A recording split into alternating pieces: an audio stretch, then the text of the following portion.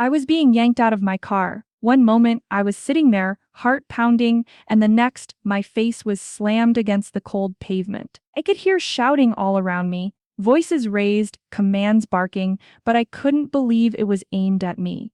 Me. Someone who spent her life working with law enforcement, someone who knew how to handle these situations. They didn't know who I was, not yet. I tried to keep calm, but inside, fear was bubbling up. Why were they treating me like this? What had I done wrong? I felt their hands on my arms, pulling me harder, as if I was a criminal or worse. Then, as panic started to creep in, I remembered the badge tucked away in my purse, the one that would change everything. That day changed everything, not just for me, but for them too. What happened next wasn't just a mistake or a misunderstanding. It was a moment that forced me to fight, not only to protect myself, but to demand respect for the job I do every single day. And what I did next, well, it's a story I'll never forget. I need you to understand who I am before I tell you what happened. I'm not just some random woman getting pulled out of her car. I'm a federal agent. For years, I've worked quietly, behind the scenes, protecting people in ways most don't even know about.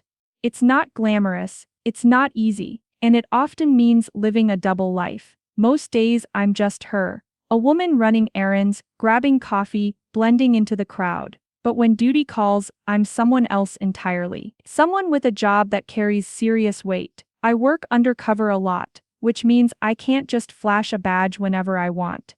Sometimes, being invisible is part of the job. That day, I had gone out for some simple things. Nothing special, just a quick stop at the grocery store and then a drive home. I was in plain clothes, no uniform, no visible badge. I wasn't expecting any trouble, but I did feel a little uneasy. There had been threats against federal agents like me in recent weeks. Tensions were high. I'd been extra cautious, keeping my guard up. Still, nothing prepared me for what came next. I remember sitting behind the wheel, feeling tired but steady. I had no idea how quickly things would spiral out of control. I wasn't speeding, I wasn't reckless. And yet, in a matter of moments, everything I thought I knew about safety and trust would be shattered. Because sometimes, even when you're one of them, the people meant to protect you don't recognize you. And that's when the nightmare begins. I was driving down a quiet street when I saw the flashing lights behind me. At first, I thought maybe someone was speeding nearby, but then the red and blue lights got closer, and I realized they were for me. My heart skipped a beat. I wasn't speeding. I wasn't breaking any laws. So why were they pulling me over? I eased my car to the side and stopped.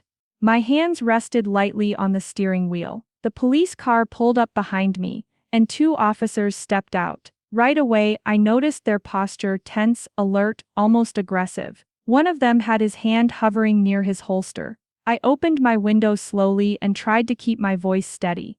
"Good afternoon, officers. Is there a problem?" They didn't answer. Instead, one of them said, "Step out of the car, now."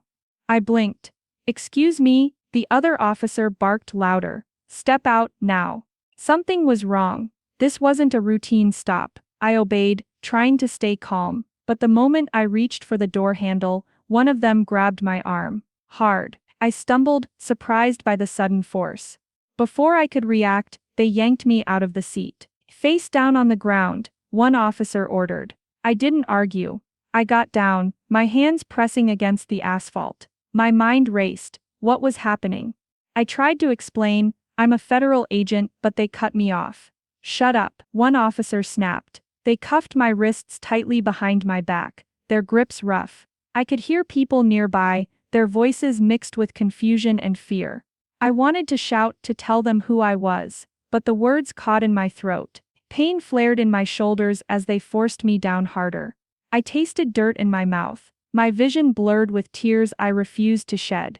In that moment, I felt more alone than ever. I lay there on the rough pavement, wrists tight in the cold metal cuffs, my cheeks scraped and burning. My heart was pounding so hard I thought they'd hear it. People gathered around, some whispering, some staring, but no one stepped in. I felt exposed, like I was on display. One officer pressed his knee into my back, making it hard to breathe. I wanted to scream, but I swallowed it down. I had to stay calm, had to find a way out of this nightmare. Finally, I managed to say, "Please, you need to check my ID." My voice was shaky but loud enough to cut through the noise. They ignored me at first, then one of them pulled my purse from the front seat and started rummaging through it. I could see the moment their eyes landed on the badge inside. They froze. Silence spread like a wave. The shouting stopped. The officer who'd been the most aggressive suddenly looked unsure, almost scared. "Sis real?" he asked, barely above a whisper. I nodded. "Yes, I'm a federal agent."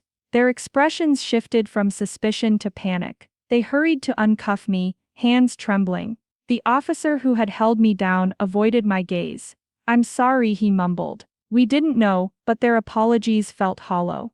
The damage was done. I stood up slowly, my body aching and my pride crushed. I looked at them all, those who had treated me like a criminal without reason. That's when I told them exactly what agency I worked for. They needed to understand the gravity of what they had done, not just to me, but to the badge I carry, the job I do, and the oath I live by every day. I looked each of them in the eye and said, "I'm a federal agent with the Department of Justice." The words hung in the air like a heavy storm. They froze. The fear in their eyes was unmistakable.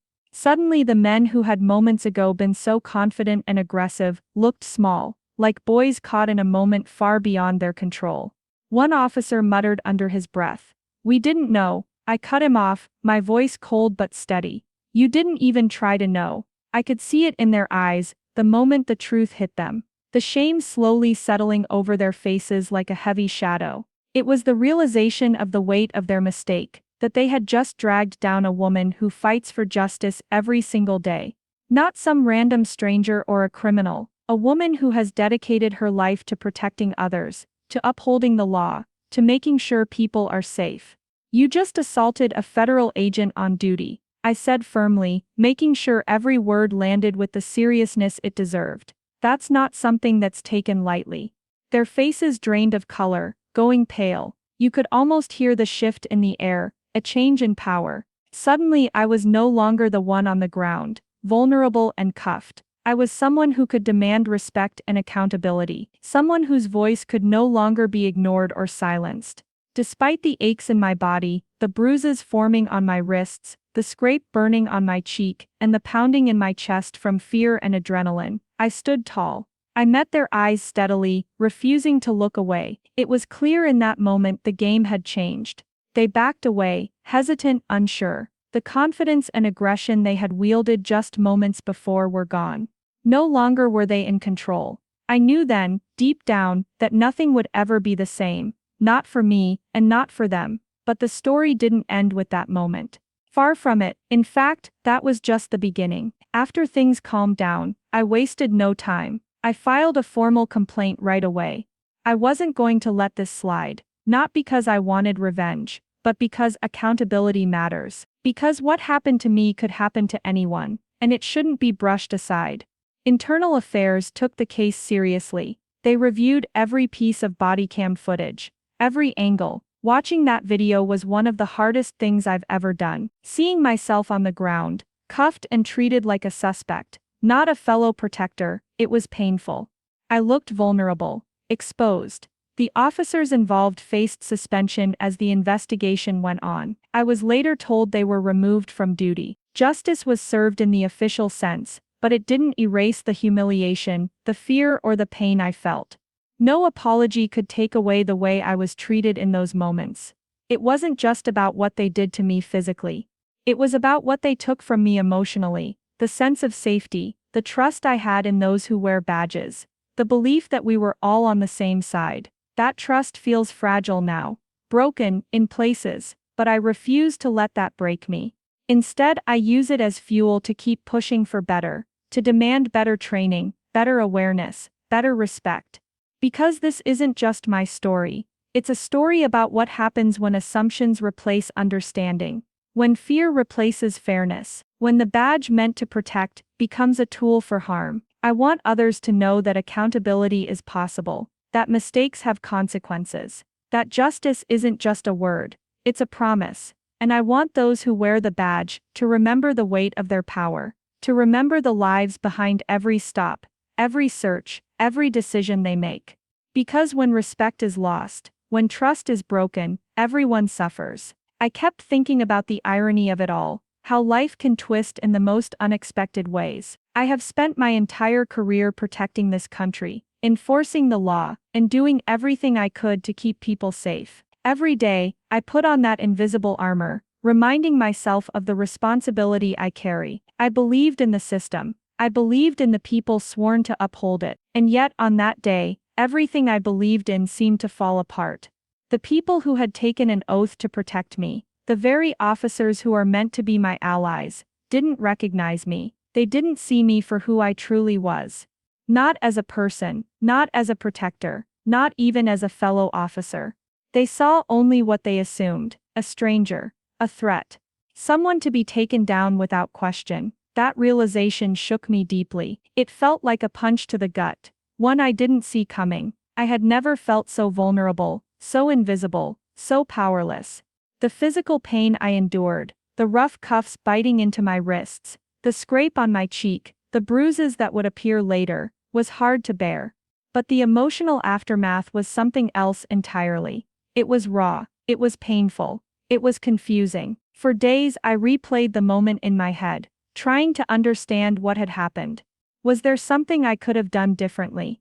Could I have said something sooner? Could I have prevented it? But the truth was, it wasn't about me, it was about fear. Fear that clouds judgment. Fear that leads to mistakes. Fear that turns protectors into aggressors.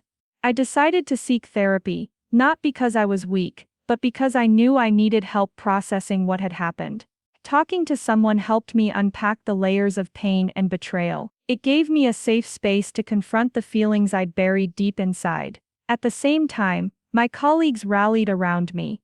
Their support was a lifeline, a reminder that I wasn't alone. They listened without judgment, offered words of comfort, and stood by me when I felt broken. But even with all that support, moments like these remind you just how fragile trust really is, how easily it can be shattered, how difficult it is to rebuild.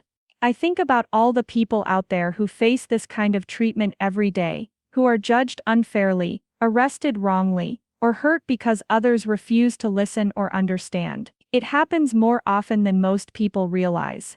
People are treated as threats not because they are dangerous, but because assumptions and biases fill in the gaps where understanding should be. And the worst part, it could have ended so much worse. What if I hadn't had that badge to prove who I was?